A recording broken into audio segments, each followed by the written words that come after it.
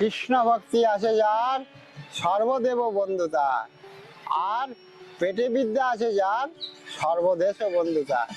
পেটে বিদ্যা থাকলে যারা প্রেমের ভক্তির অধিকার নাই, অর্থাৎ তাদেরকে আগে প্রেম দিবা, আর যত দিনহীন আছে তাদেরকে প্রেম দিবা।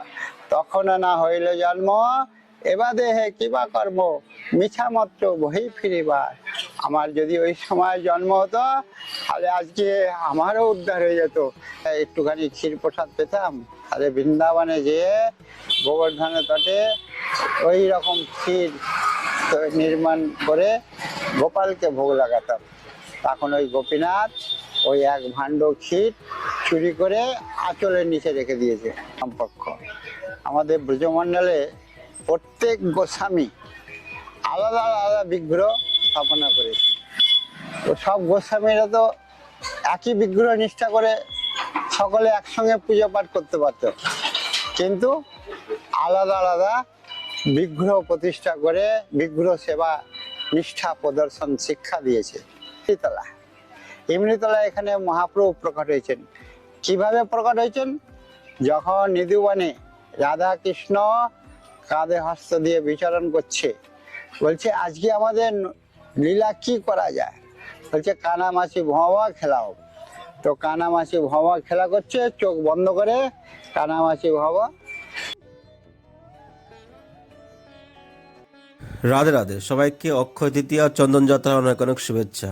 আজকে আপনাদেরকে এই ভিডিওতে মহারাজের মুখে চন্দন যাত্রার মহিমা কথা শ্রবণ করাবো। চন্দন যাত্রা কোথায় থেকে এসছে, কেন আমরা পালন করি, তো ভিডিওটা শেষ পর্যন্ত দেখুন আর চ্যানেলটি সাবস্ক্রাইব করে পাশে থাকুন। তো খুবই সুন্দর মহিমা কথা আপনারা শুনতে পারবেন।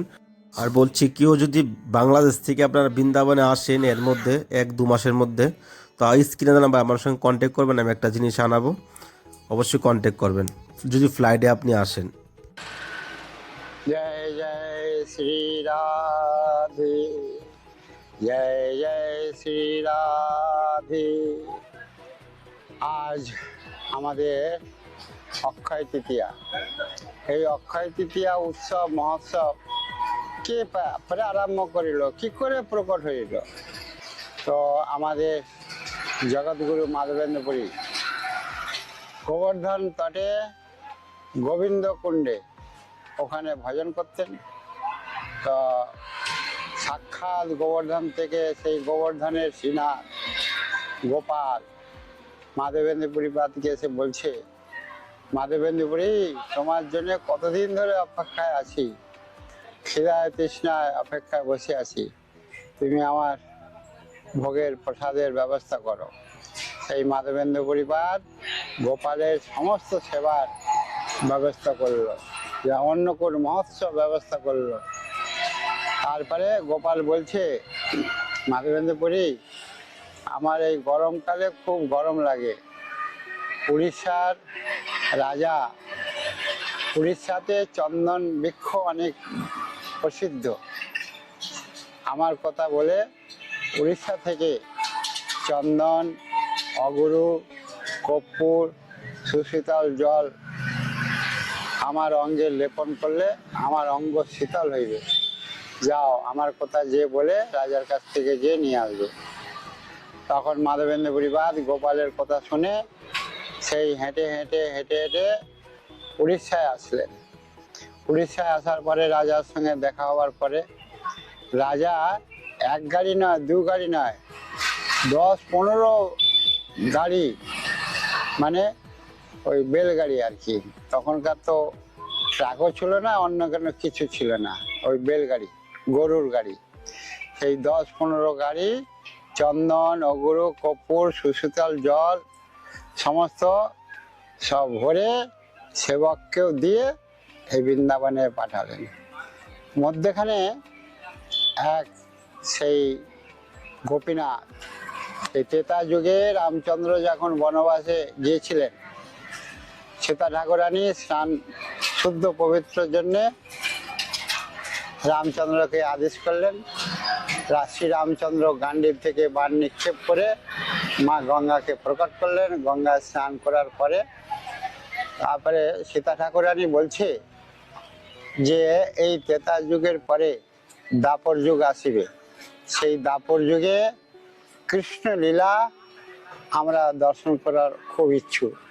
সেই শ্রীরামচন্দ্র সাক্ষাৎ কোথা থেকে এক পাথর বিশাল সমস্ত ব্রজলীলা অঙ্কন করে গান্ডীব দিয়ে সেই বান দিয়ে ব্রজলীলা অঙ্কন করে সেই দেখালেন জগৎজননী সীতা ঠাকুরানী। সেই নাম দিল কি গোপীনাথ। সমস্ত ব্রজলীলা সেই মধ্যে আছে। সেই গোপীনাথ মাধবেন্দ্র পুরীপাদকে বলছে, আরে মাধবেন্দ্রপুরী, তুমি এই চন্দন অগরু ব্রজমণ্ডলে নিজেতে গরম অতিবাহিত হয়ে যাবে। অর্থাৎ ওই অগুরু চন্দন ভীষণ করে আমার অঙ্গে লেপন করো, আমি শীতল পাইলে তোমার গোপালও শীতল পাবে। তো মাধবেন্দ্র পরিবার গোপীনাথকে বলছে যে প্রভু, আমার গোপাল আমাকে বলেছে তুমি কে, তোমাকে যে লাগাবো। অর্থাৎ গোপালের সঙ্গে আমার সম্পর্ক। আমাদের ব্রজমণ্ডলে প্রত্যেক গোস্বামী আলাদা আলাদা বিগ্রহ স্থাপনা করেছে। তো সব গোস্বামীরা তো একই বিগ্রহ নিষ্ঠা করে সকলে একসঙ্গে পুজো পাঠ করতে পারত, কিন্তু আলাদা আলাদা বিগ্রহ প্রতিষ্ঠা করে বিগ্রহ সেবা নিষ্ঠা প্রদর্শন শিক্ষা দিয়েছে। নিজের ইষ্টদেবের প্রতি আগ্রহ, নাম বিগ্রহ স্বরূপ। নামের কৃপা হলে বিগ্রহের কাছে যাওয়া যাবে, বিগ্রহের কৃপা হলে স্বরূপের কাছে যাওয়া যাবে। সেই বিগ্রহ সেবা প্রদর্শন শিক্ষা দেবার জন্যে গোস্বামীরা সব যে যার আলাদা বিগ্রহ প্রতিষ্ঠা করেছে। আজকে মাধবেন্দ্র পুরীপাদ সেই গোপালের নিষ্ঠার জন্য গোপীনাথকে অপেক্ষা করলেন, বলে না, আমি তোমার শ্রী অঙ্গে লাগাবো না, আমি বৃন্দাবনে যাব, গোপালের শ্রী অঙ্গে লাগাবো, আমার ইষ্টদেব হচ্ছে গোপাল। তখন আবার গোপাল সেই মাধবেন্দ্র পুরীপাদকে আদেশ দিলেন যে, আরে মাধবেন্দ্র পুরী, আমি গোপাল আর ওই গোপীনাথ দুজনের কোনো ভেদ নাই, তুমি ওই গোপীনাথকে লাগাও, আমার অঙ্গ শীতলে যাবে।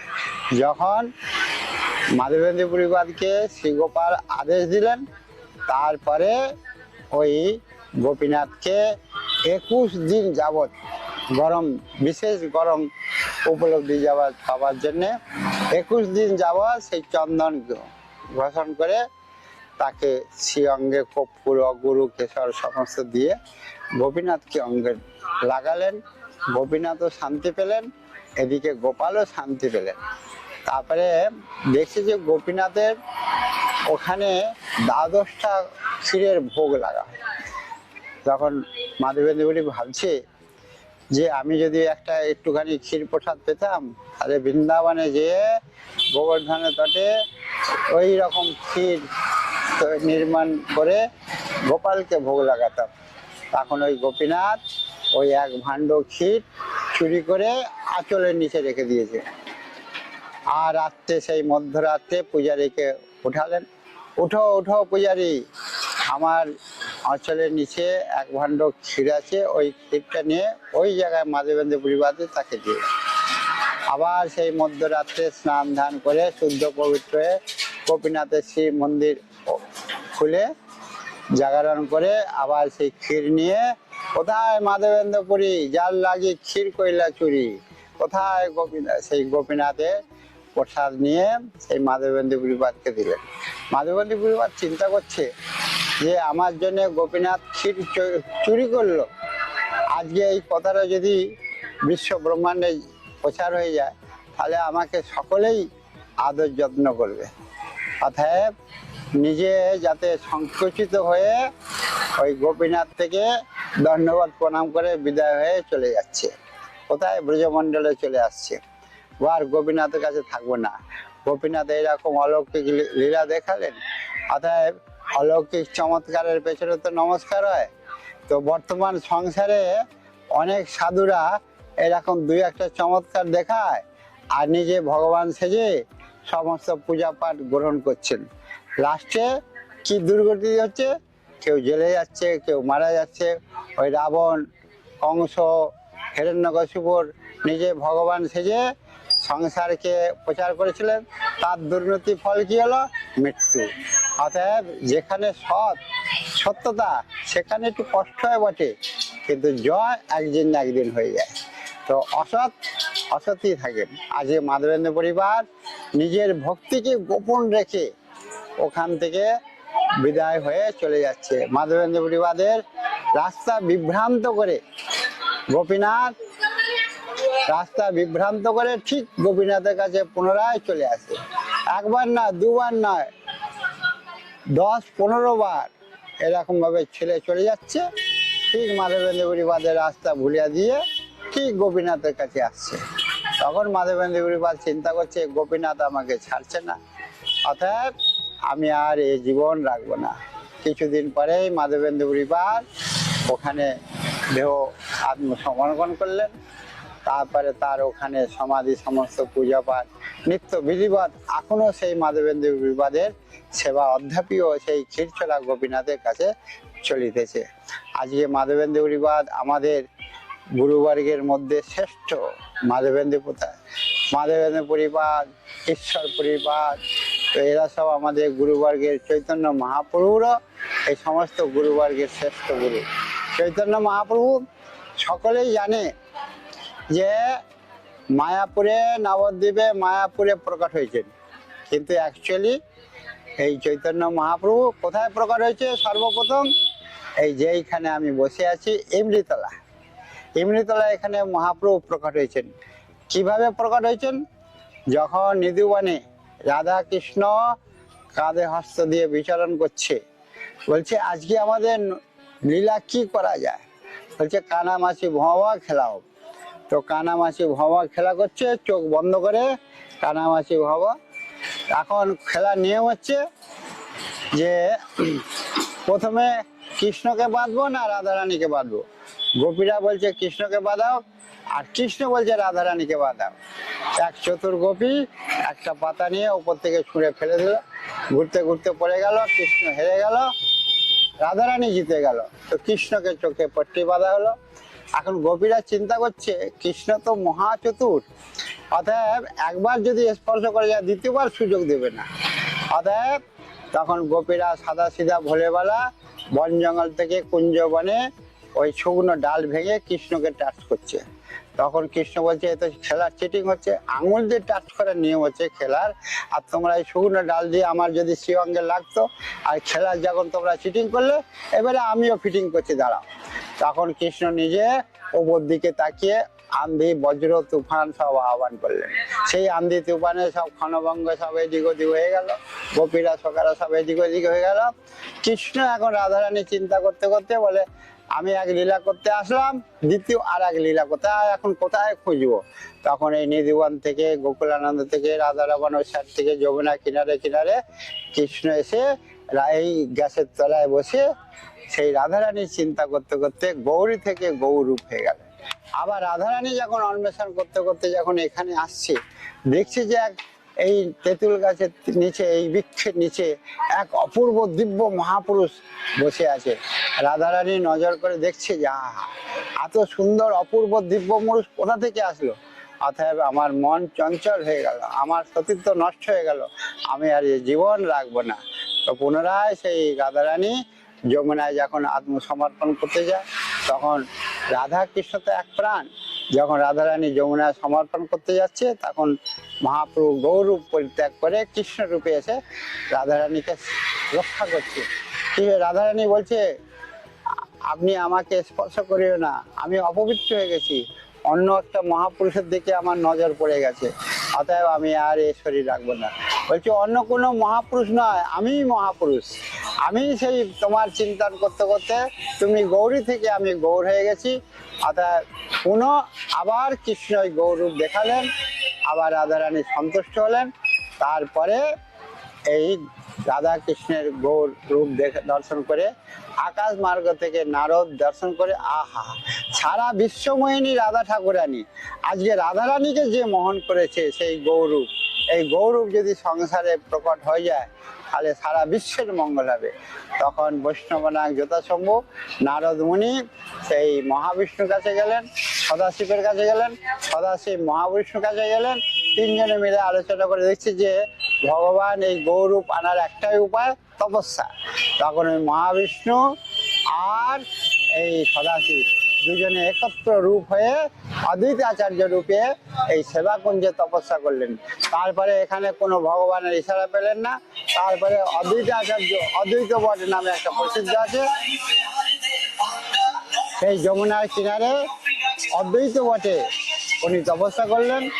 তারপরে অদ্বৈত বটে যেয়ে ওখানে তপস্যা করতে করতে তারপরে ভগবান নিজে ইশারা করলেন যে তোমার এখানে বনবাঞ্ছা পূর্ণ হইবে না, অতএব যাও সেই অমৃতকেরই বাগিচায় শান্তিপুর বলে একটা জায়গা আছে, সেইখানে যে তপস্যা করো তোমার ইচ্ছা পূর্ণ হবে।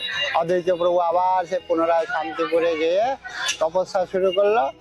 গঙ্গা জলে তুলসী দিয়া পূজন প্রচুর। আর যদি মহাপ্রভু যদি প্রকট না হয় তাহলে আমি তো সেই মহাবিষ্ণু, আমি চতুর্ভুজ রূপ ধারণ করে সকলকে গলা কেটে দেবো। ভগবানকে আসতে হবে। তার ভজনের তপস্যা ভগবানের সিংহাসন নড়ে গেল। তারপরে ভগবান নিজে এই চৈতন্য মহারূপে শচী গর্ভ সিন্ধু মায়াপুরে প্রকট হলেন। যখন মহাপ্রভু জন্ম হওয়ার পরে একটু বড় হলেন, কোথায় সেই নারা? তখন ভক্তরা বলে নারা কাকে ডাকছে? বলে যার হুঙ্কারে যার তপস্যায় আমার সিংহাসন নড়ে গেছে সেই নারা কয়ে কোথায় গেল সেই অদ্বৈত। তখন অদ্বৈত প্রভুকে ডাক আহ্বান করলেন। অদ্বৈত প্রভু এসে যদি মহাপ্রভু সত্যিকারের ভগবান হয় তাহলে আমি এই নন্দন আচার্য ঘরে লুকিয়ে আছি, তাহলে উনি ঠিক খুঁজে বার করবে। তারপরে মহাপ্রভু তখন সমস্ত ভক্তদেরকে নিয়ে নন্দন আচার্য ঘরে যে কোথায় অদ্বৈত ঘরের ভেতরে ঢুকে তারপর তাকে ধরে এক লাথি মেরে মাটিতে ফেলে দিয়ে বুকের ওপরে বসে নৃত্য করছে আর বলছে আসো আসো সব ভক্তরা, সব অদ্বৈত প্রভুর চরণে স্পর্শ করে প্রেম ধন লুটে নাও। আর অদ্বৈত প্রভু কাঁদছে, প্রভু আর কত এই বুড়োকে মারবে, আর কত কিছু করবে, আর কত কিছু, প্রভু আবার এই অন্তিম ইচ্ছা পূর্ণ করো। কি অন্তিম ইচ্ছা? আমার এই অন্তিম ইচ্ছা, এই জীবের দুরবস্থা, আয় হায় এই কলির জীবের দুরবস্থা, কত লোক কত কিছু করছে, অতএব এদের মঙ্গল বিধান করো।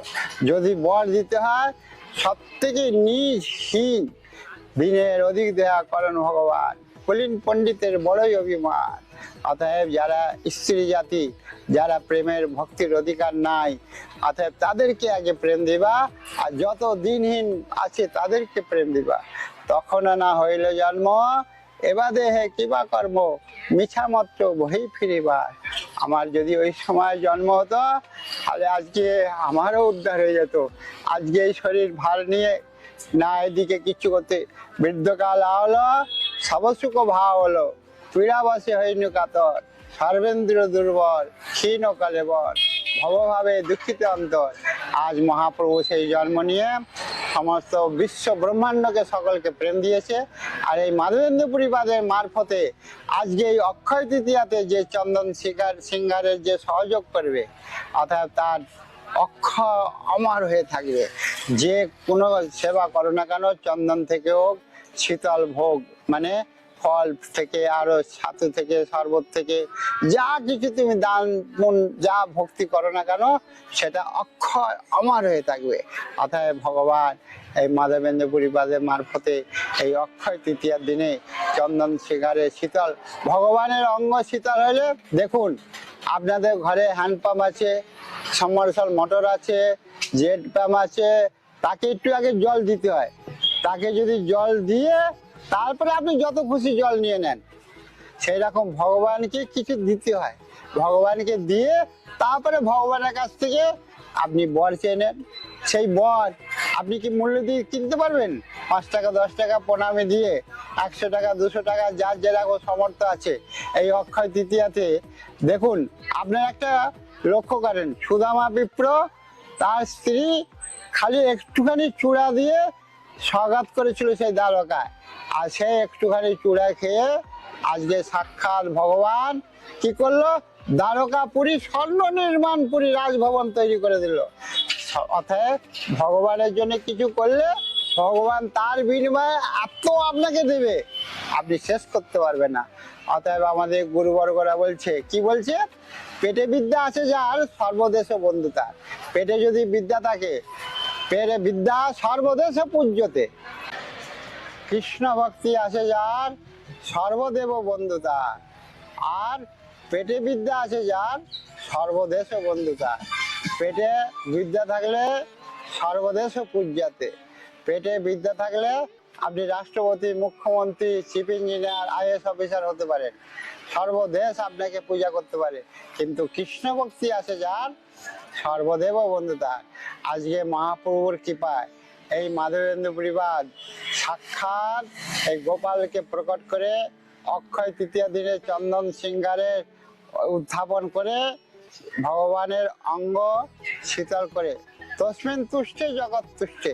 তিনি যদি প্রসন্ন হন, তার অঙ্গ যদি শীতল হয়, তাহলে আমাদেরও অঙ্গ শীতল হবে, আমাদেরও চিত্ত শান্তি হইবে। বলছে কি ভাগবত কি বলছে?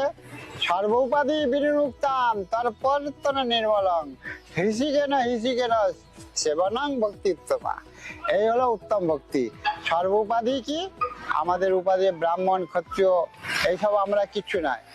আর হিসিকে নয়, ভগবান হিসিকে সেই নারায়ণ, সেই ভগবান, সেই গোপাল, ভগবান সেই গোপীনাথ, তাদের সেবা করলে যে আত্মা সুপদ্ধতি। আজকে অক্ষয় তৃতীয়ার দিনে আপনি চন্দন ভগবানের অঙ্গে শীতল করেন, আপনারও অঙ্গ শীতল হবে, অতএব আপনার আর গরম লাগবে না। অতএব এই অক্ষয় তৃতীয়ার দিনে আপনি ফল মূল, শীতল ভোগ, ছাতু শরবত আদি দান পুণ্য করেন, ভক্তদের সেবা করেন, আপনারও অঙ্গ শীতল করবেন। হরি সেবক সেবন ধর্ম পর। হরির যারা সেবক তাদের সেবা করেন। হরিকে যারা দর্শন করতে এসছে, গোপালকে। রাধে রাধে। তো মহারাজের মুখে আপনারা লীলা কথা শ্রবণ করেছেন। তো আগামীকাল আপনারা চন্দন যাত্রার যে দর্শন রয়েছে বৃন্দাবন ধামে, সেটা আপনারা করতে পারবেন। তো আপনারা যদি চন্দন যাত্রা উপলক্ষে কেউ বৃন্দাবনে সেবা করতে চান, মহারাজ আগে আপনাদেরকে বলেছে, তো আপনারা স্ক্রিনের নাম্বারে বা কুইয়ার কোডে আপনারা সেবা করে মনসজনম সার্থক করতে পারেন। বৃন্দাবনে বৈষ্ণব সেবা, রাধা মাধবের সেবার কোনো কমি নেই, যে কোনো সেবা আপনারা যুক্ত হতে পারেন। তো ভালো থাকেন, সুস্থ থাকেন। আর বৃন্দাবন ধামে আমরা একটা মন্দির করার জন্য উদ্যোগ নিয়েছি, আমরা খুব শীঘ্রই একটা জায়গা নেওয়ার প্রয়াস করছি। তো আপনারা যদি কেউ মন্দিরের জন্য ডোনেশন করতে চান অক্ষয় তৃতীয়ার দিন, তো স্ক্রিনের নাম্বারে আপনারা ফোনপে, গুগল পে করতে পারেন, চাইলে এই নাম্বার আমার সঙ্গে কন্ট্যাক্ট করতে পারেন। তো ভালো থাকুন, সুস্থ থাকুন। নেক্সট ভিডিওতে আবার দেখা হচ্ছে। চন্দন যাত্রার বিশেষ দর্শন আপনারা কালকে পাবেন। রাধে রাধে।